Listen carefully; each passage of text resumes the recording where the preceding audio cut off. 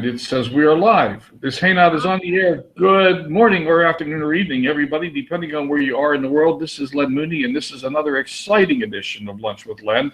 It's Tuesday, June 21st, and we have a really incredible guest with us today. And, I don't know how much to say, but we have Jen Johnson with us, and she's got a fascinating story, and we want to talk to her about it, hear her story. She's blazing a trail. Look, we got a woman who's a stay-at-home mom. She's an entrepreneur. She's a musician. She has 2 children. She has a husband, and she's almost L4. She's a member of the month, and I mean, she's just got an incredible story. And we brought her here today so that we can get to know her, get to meet her, and maybe get to hear a little bit about her story. So, Jen, welcome. Really, really glad to have you here today. Thank you for having me. It was so nice for you to invite me, and thanks for hopping on and hanging out with us. Yeah. So you got a really fascinating story. Go back and tell us a little bit about it. And I want to hear about the musician part too. And I have a particular interest in that. I'm not going to ask you to sing, but Oh, yeah, thanks. Yeah. I grew up in a musical family. My dad's a musician, and so all through high school and I just spent a lot of time in the recording studio. He wrote an album for me. I was in different groups with girls and girl bands and stuff like that. And it was just in my blood to do it. And so I decided I wanted to pursue it like every young girl would want to do when they sing.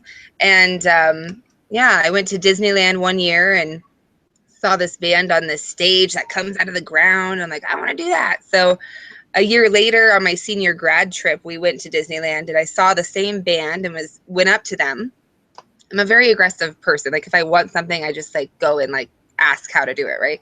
So I just went up to the band. And I'm like, what do I got to do? Like, I want to play here, And I was 17. I was really young, and they're like, well, let's talk. And so I lived 6 hours away in Northern California at the time, and would just be on the phone with them, and they said, why don't you come down and let's write together and see what we can do. And I said, all right. And my parents came with me, and I stayed there for a weekend and did some writing, and every 3 months I would go back to Southern California on my time off from school and things like that, and just continue writing and meeting new people and getting into the network. And finally they're like, Jen, if you want to do this, you got to kind of move out here, And at the time I had graduated high school at 17, and then I had a job, and I came home and was praying about it. I'm like, I really do want to move there. I'm kind of nervous being so young. And then I got laid off from my job, and they gave me $600 as a token of sorry, And I was like, well, this is my moving money, so let's do it. And I just came to Southern California and started writing and meeting more and more people. Then I got into the cover band scene, and that's how I met my husband, was through, because he's a full-time musician. And which is funny because I always said I'd never marry one. And but so now I sing, and I still do music, not as often now that I have kids and working from home and all of that. But I look forward to getting more and more. I am getting more and more into it now that I have the flexibility of working from home. So that's exciting. But you actually were doing pretty well in the music industry. You were yeah. You had your own album? I have 2.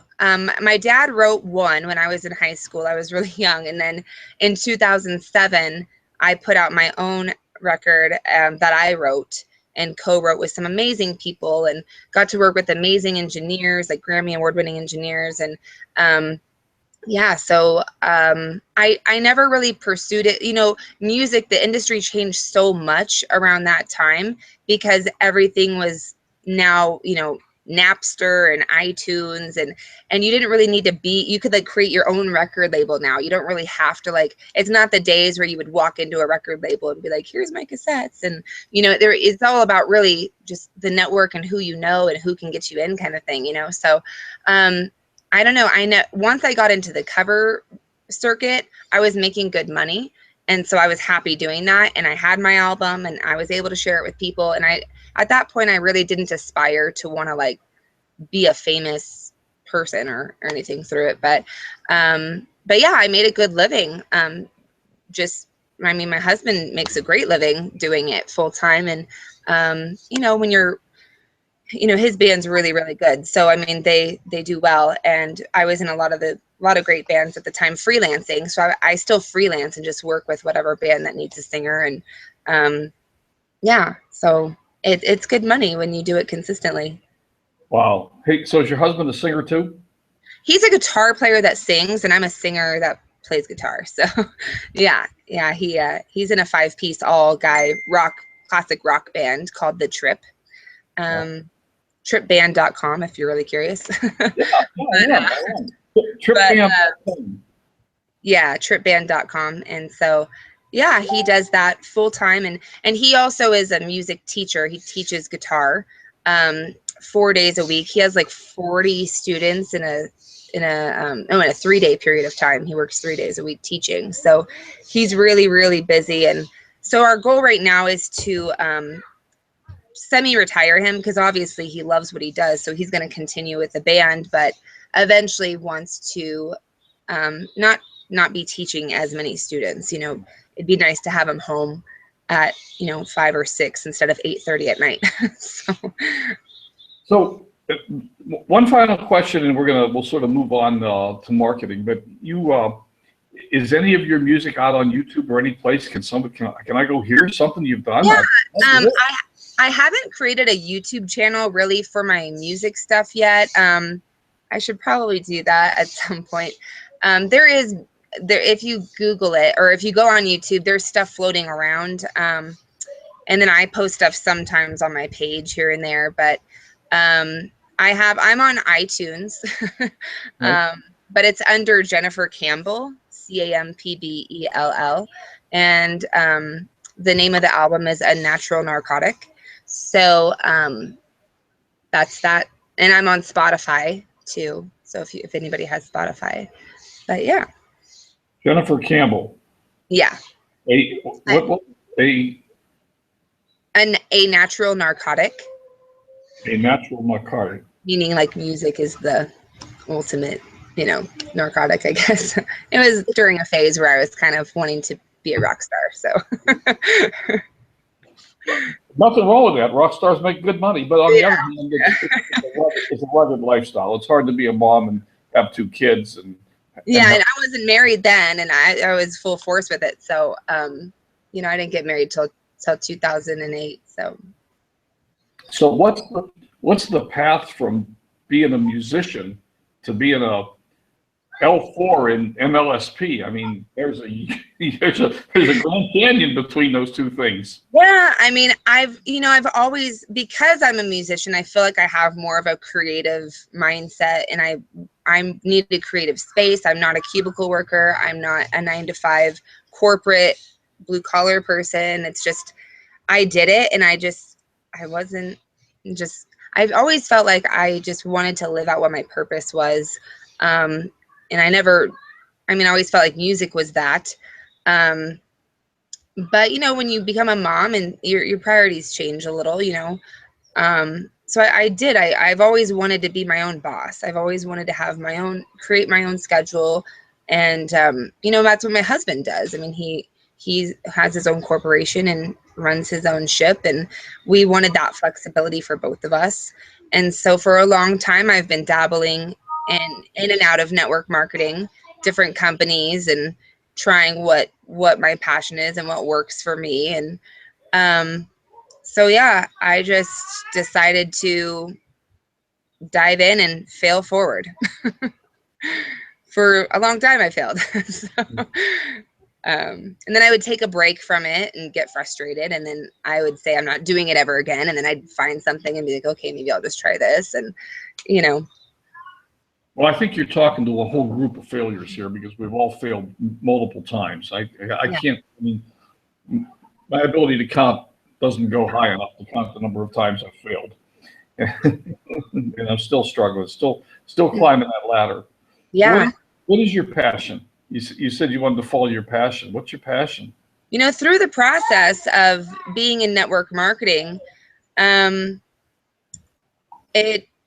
instantly, when I started practicing attraction marketing, I wasn't really even in MLSP at the time. I was just following some leaders who did and kind of imitating and shadowing them a little, and decided that I really liked the idea of coaching, and I'm not afraid to be on camera. I'm not afraid to teach what I learn. So just kind of, once I dove into MLSP, it just became really prominent to me that I just love helping people no matter what company they're in, and just teaching them what has worked for me. So honestly, network marketing is not, being a part of a company and a product-based company. It's great to have that, but it's not like my super passion. Like I want to teach people, and I always thought that was kind of weird, because I'm like, well, I want to create the results for myself inside of network marketing, which I had done that prior to MLSP. I had created some pretty good results with the team I was building. But everything I've done had felt so forced, like it wasn't natural for me to want to go and talk to people about the product, or it just felt like I wasn't jumping out of bed in the morning, but MLSP does that for me. And so MLSP is one avenue, and I'm always open to other streams of income. Not signing up with 4 different network marketing companies, but just different affiliate products. I really love affiliate marketing. Mm-hmm. And so yes, I'm currently part of a network marketing company now. It's rather new, actually. It's a newer company and it's new for me. I've only been in it for a few months, so I'm just seeing where that goes. And yeah, and I'm actually the founders reached out to me to create a training system for their back office. So it's exciting because I'm actually bringing the MLSP strategies to the company to train their reps. So how'd you find MLSP? And you said you were following some leaders, and you were following leaders in attraction marketing. Mm-hmm. Who's your favorite leader? Who were you following? I was following John and Nadia Melton, which I still do. I think they're great. I mean, they really embody, like, they're almost like the celebrity marketers. You just they're fun, and they work off each other so well. They're married, and I had met them in San Diego not too long ago because they were here, and yeah, they're just super cool and laid back, and they do a lot of the free webinars and provide value and give share products and all that kind of stuff. I'm gonna move real quick so I can charge my computer, but yeah, that's who I was following prior to being a part of MLSP. And yeah, I just kind of would shadow them a little bit. I'd watch how they do their videos, and I'd follow their structure, and I wouldn't steal their content or anything. I would just kind of take the concepts, because a lot of times people watch videos to learn, which you want to do. You want to watch them to learn the content, but I also pay attention to like the subliminal things that they're doing, like the calls to action, and how they introduce themselves and their mannerisms, and more detailed stuff, because I wanted to embody that, I was reading some of the chat. Can you see the chat? Yeah. We got a couple of people that said they never failed at anything. They just learned a bunch of lessons. Yeah, it's fail forward, learn a bunch of lessons, and I know there's all different kinds of quotes and analogies out there, but yeah, I've learned to really embrace failure, I guess, or embrace the struggle. Every time I'm going through a struggle or something's frustrating, I'm like, this is just building a stronger story to inspire someone later. It wouldn't be as exciting, or I don't think people would get as much from you if you just didn't struggle at all. You know, nobody can resonate with that. So yeah, I've learned to just evolve at my own pace and embrace struggle and know that like where I am right now is where I'm supposed to be, you know? Well, that's like what we were talking about before. You sort of felt that maybe your story wasn't so important or that big of a story, but it really is an incredible story because, I mean, there are a huge number of women out there that would love to be in the position you're in, being able to stay at home. You've got 2 children, you've got a job, a home-based business. You know, I mean, things are working for you. Yes. Yes, yes, Jackson. Yeah, that's me, Jackson. So yeah, there's, and you know, I guess because I didn't come from like a hardship, I wasn't like a hardship case where I'm a single mom and like I came from poverty or anything like that. Like it wasn't anything that I came from nothing to something. I mean, I've always had a very blessed life. So I guess that was kind of my thing where it just wasn't, I'm like, well, I don't know how big of a transition it is. I mean, I've always, you know, had my own jobs and earned my own living and did my own thing. And now I just do it my own way from home. So, yeah. But I mean, I think that resonates with a lot of people that do work and want to get out of their situation. So. But Jen, too, how many years did you fail forward before you began to see success in this industry? Yeah, I mean, I started network marketing when I was 19. So, yeah, it's been a long time, 12, 13. Yeah. According to your bio, you were 19 in 2001, I think, was it? No, when I was 2001. I graduated in 2001. Okay. So 2002? Yeah, I didn't very well, but around 2002 or 3, that's when I was introduced to network marketing. Yeah, I remember I was 19. Yeah, so. Yeah. 15 years ago. 14, 15 years ago. Yeah, I mean, I guess it's just, yeah, it was just off and on. It was a love-hate relationship with it, network marketing. You know, and you blame the company because it's like, I'm not getting this and I'm not doing that. And the product doesn't work, you know. But, no, it's just you don't work. So that's really it. So what's your favorite marketing strategy? Do you have one? Communication. You know, I learned a lot from my girl Amber Lee, Diane Hockman. I mean, both of them are really, they're really great when it comes to communication, you know, because I feel like even if you're on social media, you can learn all those strategies and you can learn social media and Snapchat and Pinterest or whatever, but regardless, you have to learn how to talk to people, you know? And for me, my goal is to get as personal with people in a virtual world as possible. So I love Google Hangouts. I love this type of stuff.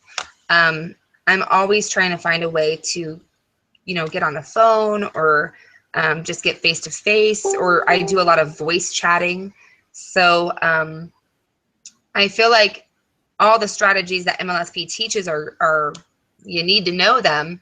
But most important, you have to understand how people think, how people can relate to you, and just learn how to communicate. I mean, it blows my mind that a lot of times, you know, we all go out and message people, and then we see that they see the message and then they don't respond. And it's like, are you in network marketing? Because typically you want to respond to people that message you, you know? So it's just people need to learn how to communicate, you know? Right.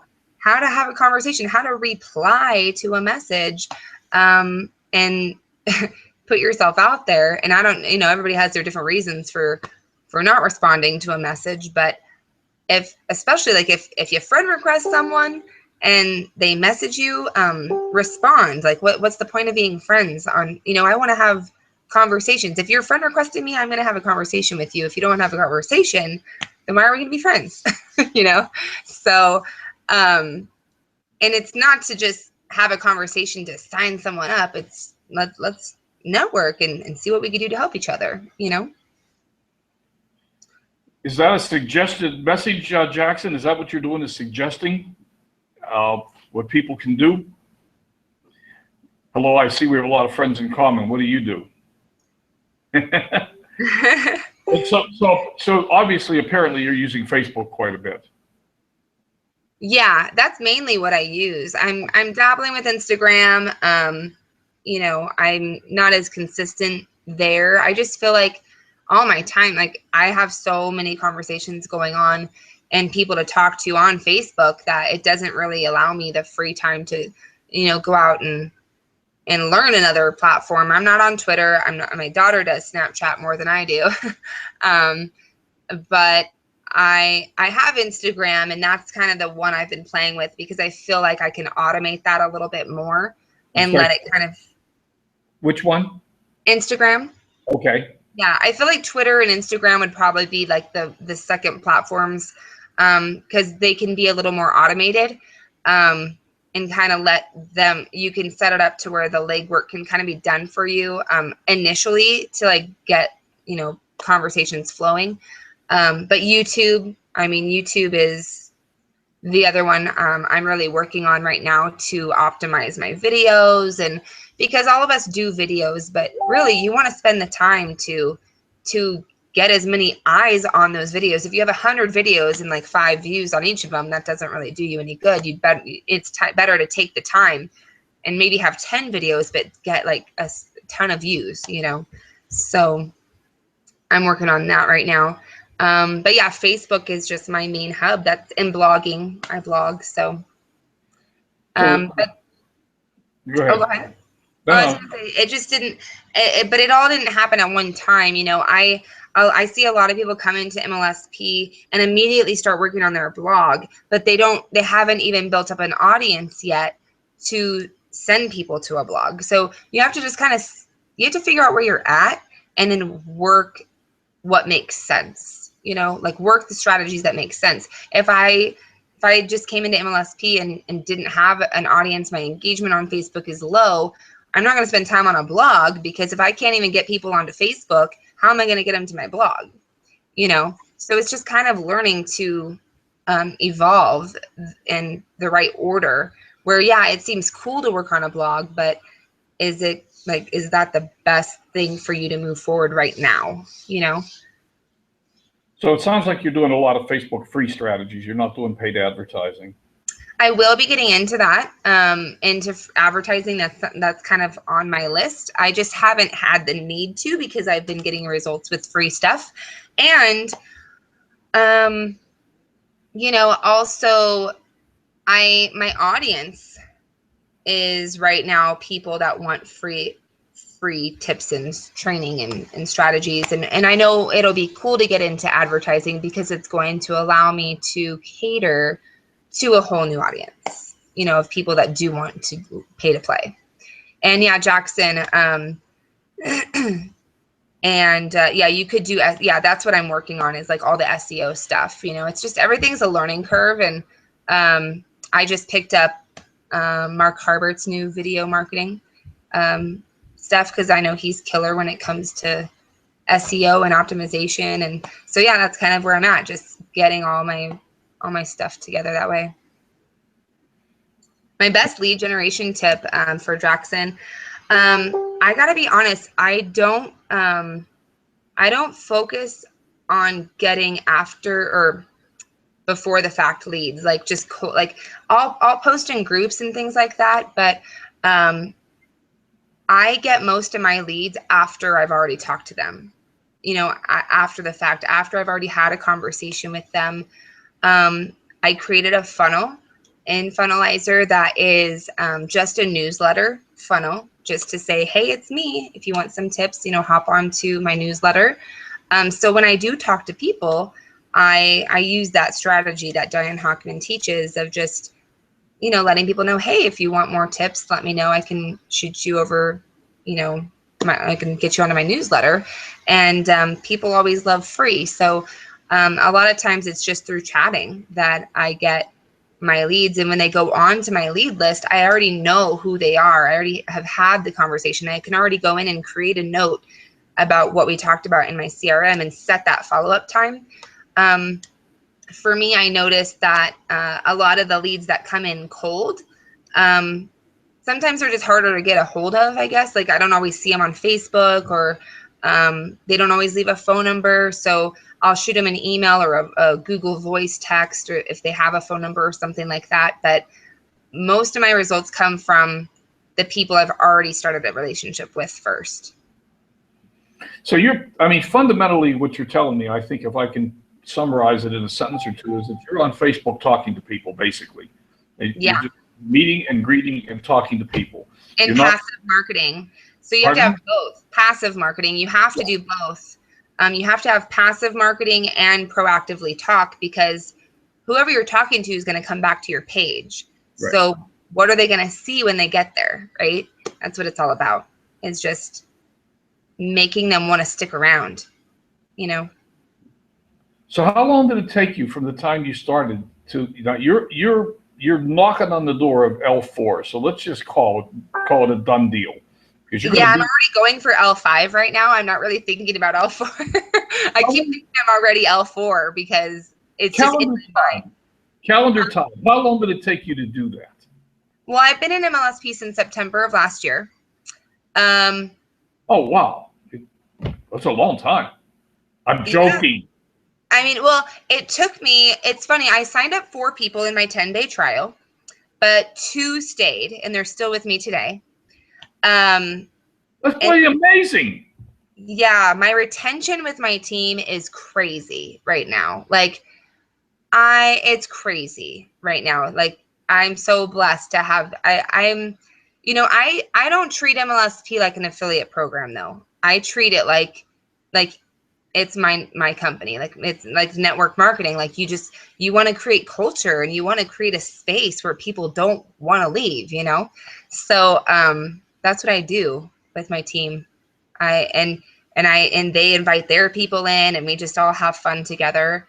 And, yeah, it's been crazy. I mean, so many people are getting results right now too, like out of the blue. It's just been, so awesome to see everybody applying what they're learning, you know? But yeah, after though, I had 2 people that stayed. It took me 4 months to hit L1. So, and when Brian says L1's the hardest, it really is. It was the hardest thing to do. And, I don't know why that is. I think it's just because you're getting acclimated, and you're learning you have to learn how to communicate with people. You have to learn how to have the conversation and learn how to find the need to plant the seed, you know? Mm-hmm. And it's different than the way that everybody is initially taught how to do it. So it's a learning curve. So you're primarily following Diane's trainings right now. I wouldn't say so. I bought her Twist Your List program, and I still haven't gone through it. But in terms of how you're using Facebook. Yes, yeah. In terms, I mean, I love Diane. I'm in her Deep Abyss group, and I love listening to her hangouts, and her MLSP wake up calls are always amazing. So I do. I kind of take the best of every piece of leader. You know, Mark Harbert, amazing for video marketing. So right now that's the course I'm going through, because that's the stage that I'm at. I need to get my videos, optimized and working for me while I sleep. So, that's what I'm working on. And my list, I'm working on getting more consistent with emailing my list. But I think once I take that time to go through Diane's course and apply that stuff, it just all comes with time. So I don't stress that I'm like not emailing my list every single day. It doesn't stress me out. I just email them when I feel like it. So, and I think they appreciate that, because it's not like I'm just emailing to email, I'll email them when I have something to tell them. So. Well, it sounds like you're doing an incredible job. Really awesome. We're going to wrap up in the next couple of minutes because, hey, I got to tell everybody here, Jen's at Lake Arrowhead, and her kids are there, and they're probably dying to go jump in the lake. So, Yeah, we're gonna go have some fun. So, do you have a daily method of operation that you what do you do on a daily basis? yeah, I mean, I think for me, it's not something I recommend for everybody first starting out. You know, I would just say pick your strategy. You know, if pick your proactive strategy and your passive strategy. That's what I would say. So your proactive, you know, whether it be Facebook or Instagram or wherever you want to be having conversations with people, but then pick your passive strategy. So either blog, videos, ads, run ads, different. You got to pick one and just merge the two together. You got to work on both every day. And then follow-ups. I mean, follow-ups are just, you have to, I mean, I have a follow-up go week by week.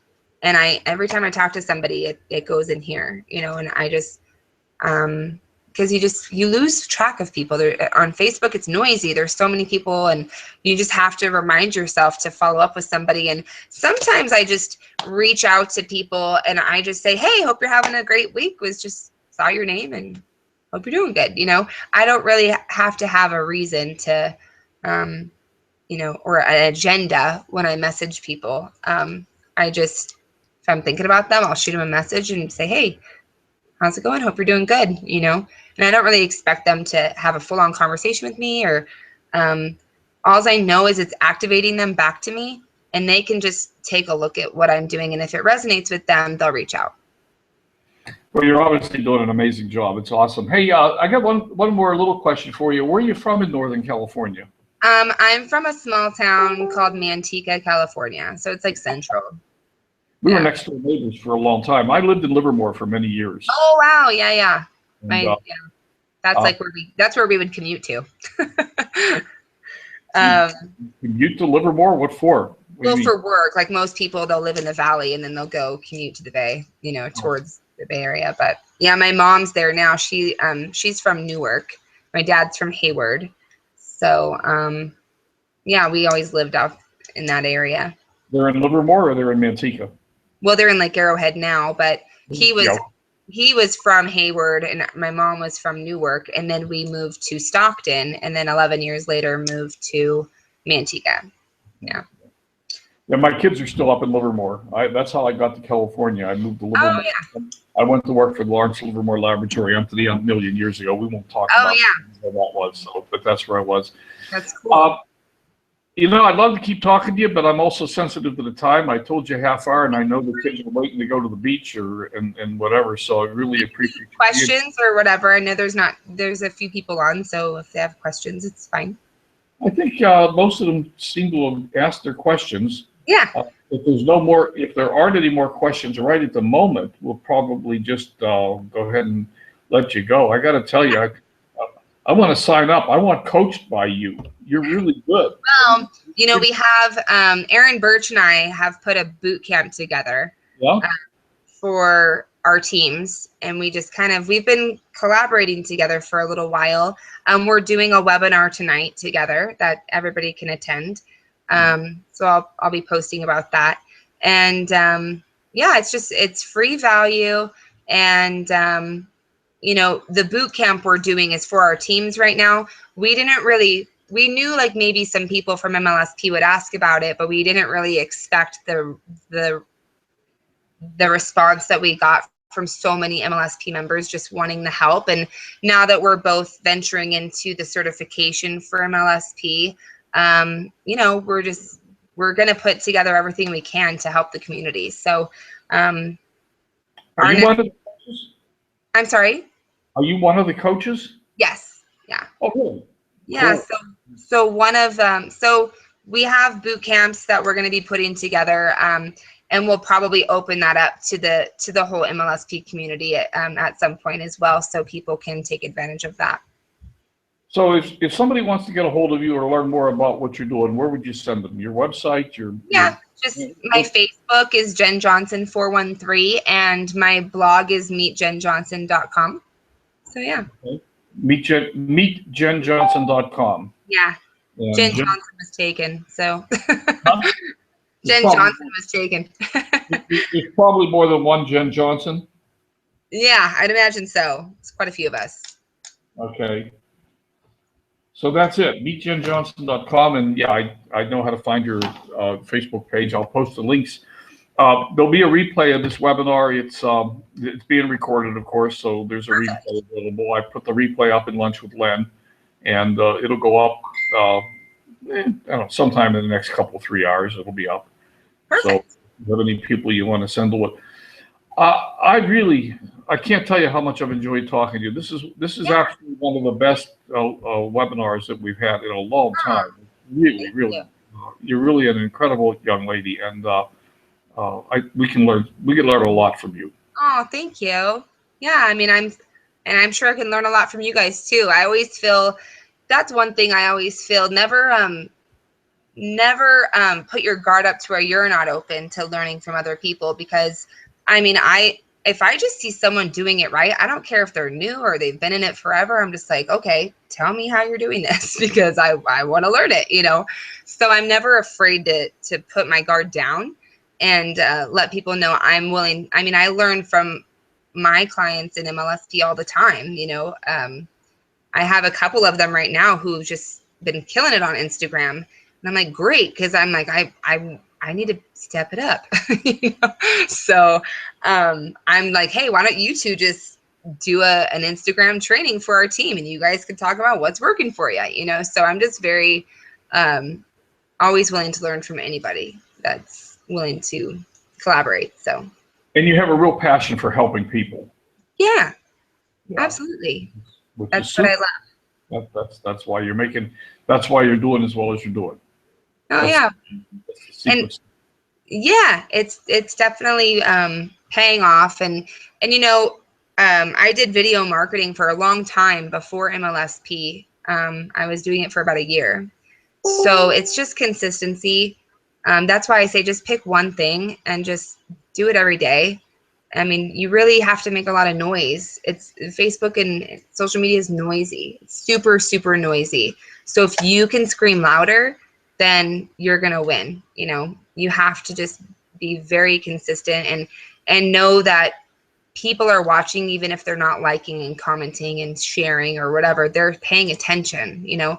And when you can share your results and share your story and share your progress, that's when they really, you know, start interacting. Well, I agree with that. I don't know if you know it, but I put up a video every day called Coffee with Len. It goes up every morning, usually about 7 o'clock. And I've been doing it for almost 2 years now. And what I've found is an amazing number of people follow. They don't necessarily comment. You don't know that they're there. But, oh, yeah, I've been watching your video for the last year. I see them every morning. You get these kinds of comments from people. They're watching. They're watching. They are watching. The compound effect too. I mean, just read The Compound Effect or The Slight Edge by Jeff Olson. Yep. Understanding that concept, because literally, like, June has been like the biggest month for me. I mean, obviously with being member of the month and the coaching and all the stuff happening, but I mean, it just came out of nowhere, you know, like it was a goal of mine to be MLSP member of the month. I was thinking by August or something that I could just figure out a way to make it. I mean, I didn't really know the secret to making it happen other than just like, let's just make a lot of noise and make sure they see my name on the leaderboards. And, you know, so that was my goal. But you just never know when that next big thing that's going to take off is like around the corner, right? So that's why you just keep doing it. Awesome. Awesome. All right. Well, if anybody has any more questions now or forever hold your peace, at least for a while, maybe you'd be willing to come back on, you know, sometime in another month or two and have another. I mean, I just love talking to you. I absolutely love it. Yeah, you too. It's been great, and thank you guys for the questions and just hanging out with us. And yeah, I can guarantee you that I'll be signed up for your newsletter before in the next few minutes. Yeah, I'll shoot you over the. I can send you the the link or however you want to do it. Yeah. Right, Sure you'll be able to doesn't find matter. it. So your kids are 4 and 6. Yes. Awesome. Awesome. They're 4 and 6. Huh? They are 4 and 6. They're very hyperactive, and luckily they get along. So they like to play together. And it's funny. I'll say, you know, I'll tell my daughter, I'm like, hey, honey, can you and Parker just play for a little bit? Because I have to get on the computer and talk to people. She's like, Mom, you mean a webinar? Like, she knows. She's like, a webinar? I'm like, yeah, a webinar. So they're getting the lingo and all that stuff. Well, I see a couple of entrepreneurs in the making. Yeah. Yeah. I make them do videos from time to time. You know, I find them, you know, Parker, his quote is, don't sweat the small stuff. He always says that. And then Abby's is, if you get what you get and you don't throw a fit. So that's like they. The next time we have you on Lunch with Len, we got to bring the kids too. Yeah, we'll have to bring the kids in. Yeah. They're entertaining. So awesome. All right, let me let you go. Thank Thanks, you. Len. So You guys much. have a great day. I'm going to go ahead and stop the broadcast. Here we go.